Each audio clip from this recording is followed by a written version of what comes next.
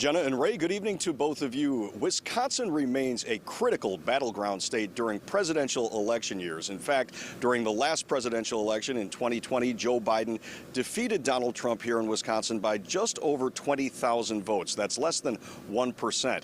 And in the upcoming midterms, this state will play a critical role in deciding the balance of power in the U.S. Senate. So today, as the former president gets set to talk to some of his supporters in Waukesha, Wisconsin, we thought it might be instructive to see what conservative voters are thinking about as they head to the polls. Oh, Trump, all the way, Trump all the way. Under a blazing sun and stifling heat, supporters of Donald Trump arrived at the Waukesha County Fairgrounds already hot. Our country can't keep going in this direction. Hours before the president himself was scheduled to speak, I'm just as Donald J. Trump. in his place was Alec Drexler from Island Lake, Illinois. He was entertaining the crowds and posing for pictures.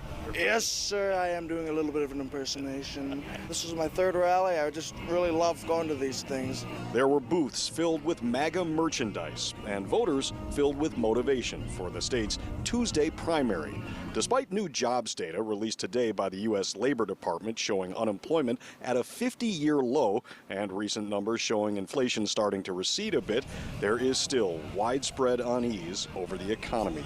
I'm just a lonely truck driver, and I'm married. I got 4 kids. I got kids to think about and a wife, and I can't be paying more taxes. So it's economics, right? Yes, yeah, the gas prices, all that stuff, yeah. After recent mass shootings, the U.S. House passed a ban on semi-automatic weapons. The U.S. Senate has not taken up the issue. Still, the Second Amendment was the first issue for this voter. Guns all the way. Many of these staunch Trump supporters have been convinced of the untrue claims that the 2020 election was stolen, a lie the former president has repeated for 2 years at these rallies. Well, election integrity in 2022 will be interesting. And a number of Trump supporters say they are unmoved by the revelations during the televised January 6th committee hearings. Some even praised those who attacked the Capitol. I wish I could say I was in there with them. No, they're patriots as far as I'm concerned, and there'll be a reckoning for what's happened here.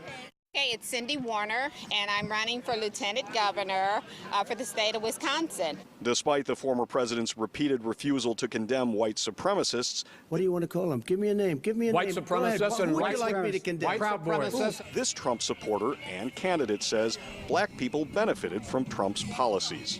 What Trump did was powerful and encouraging, and we have people within the black and brown community that still support Trump. And while the red Make America Great Again hat was omnipresent, this Trump supporter had a solution to what he sees as the broken political system written on his hat. What's the say in my head? There ain't nothing that a beer can't fix. And here at the rally in Waukesha, for the last several hours, Trump supporters have been hearing from Trump-endorsed candidates for governor and for Congress and other various offices up for vote coming up on Tuesday. The president himself is scheduled to speak to the crowd at 7 p.m. tonight, though.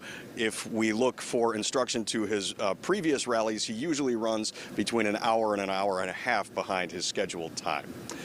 Reporting now live from Waukesha, Mike Lowe, WGN News.